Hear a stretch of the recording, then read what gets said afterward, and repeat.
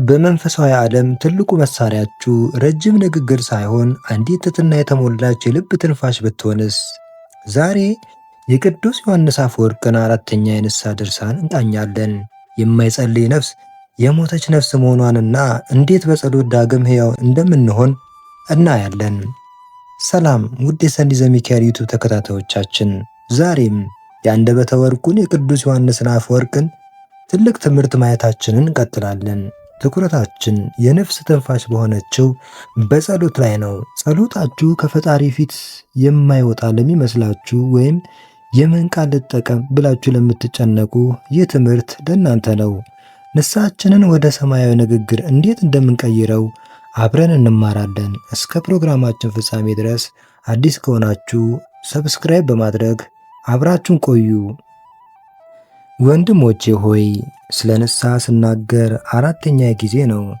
ንስሐን ስንጀምር መጀመሪያ በጸሎት መሆን አለበት። ጸሎት ማለት የነፍስ ትንፋሽ ናት።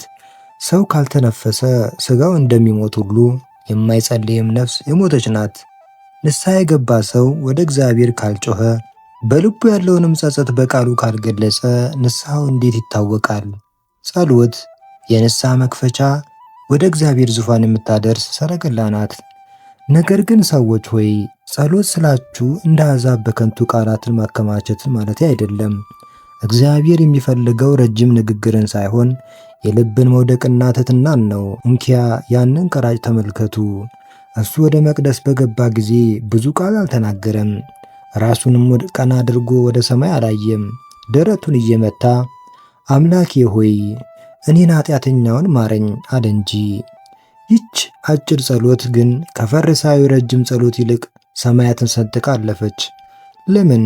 ምክንያቱም በቀራጩ ጸሎት ውስጥ ትሕትናና ንስሐ ነበረችና። ጸሎት ስትጸልዩ ከልባችሁ ይሁን። በአፋችሁ እየጸለያችሁ ልባችሁ ግን በዓለም ወሬና ሐሳብ ላይ ከሆነ ያ ጸሎት አይደለም፣ ከከንፈር በላይ አያልፍም። እግዚአብሔር የሚሰማው ልብን ነው። ሰው ባያይህም እግዚአብሔር በስውር ያለውን ያያል። ስለዚህ በጸሎት ጊዜ ሐሳባችሁን ሰብስቡ።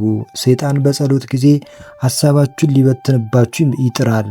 ምክንያቱም ጸሎት በእርሱ ላይ የምትተኩሱት መሳሪያችሁ መሆኑን ያውቃልና። አንተ ግን በትዕግሥት ሆነህ ወደ ጌታ ጩኽ።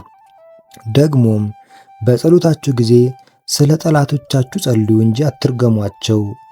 በድሎኛል ብለህ ጠላትን የምትረግም ከሆነ እግዚአብሔር የእናንተን በደል ይቅር እንዲላችሁ እንዴት ትጠይቃላችሁ? የጸሎት ሁሉ ቁልፍ ይቅርታ ናት። ባልንጀራውን ይቅር የማይል ሰው ጸሎቱ ወደ እግዚአብሔር አይደርስም። እንዲያውም እንዲህ ያለው ሰው ጸሎቱ ወደ ራሱ ላይ መርገም ሆኖ ይመለሳል። ጌታችን አባታችን ሆይ ብለን እንድንጸልይ ያስተማረን ሁላችንም ወንድማማቾች መሆናችንን እንድናውቅና እንድንዋደድ ነው። ጸሎት ኃይል አላት። ጸሎት የነቢዩ ኤልያስን ቃል ሰምታ ሰማይን ዘግታለች፣ ደግሞም ከፍታለች። ጸሎት የአንበሶችን አፍ ዘግታለች፣ እሳትንም አቀዝቅዛለች። በእናንተም ሕይወት ውስጥ የኃጢአትን እሳት የምታጠፋው ጸሎት ናት። ተስፋ በቆረጥክ ጊዜ ጸልይ፣ ብርሃን ታገኛለህ። በኃጢአት በወደቅክ ጊዜ ጸልይ፣ መነሳትን ታገኛለህ። እግዚአብሔር ለምኑ ይሰጣችኋል፣ አንኳኩ ይከፈትላችኋል ብሏል። እርሱ መስጠት ሰልችቶት አያውቅም። እኛ ግን መለመን እንሰለቻለን። ወንድሞቼ ሆይ በቤተ ክርስቲያን ሆነ በቤታችሁ፣ በመንገድም ሆነ በሥራ ቦታችሁ ልባችሁ ወደ እግዚአብሔር ይጸልይ። ጸሎት ዘወትር በእጃችሁ ያለች መሳሪያ ናት።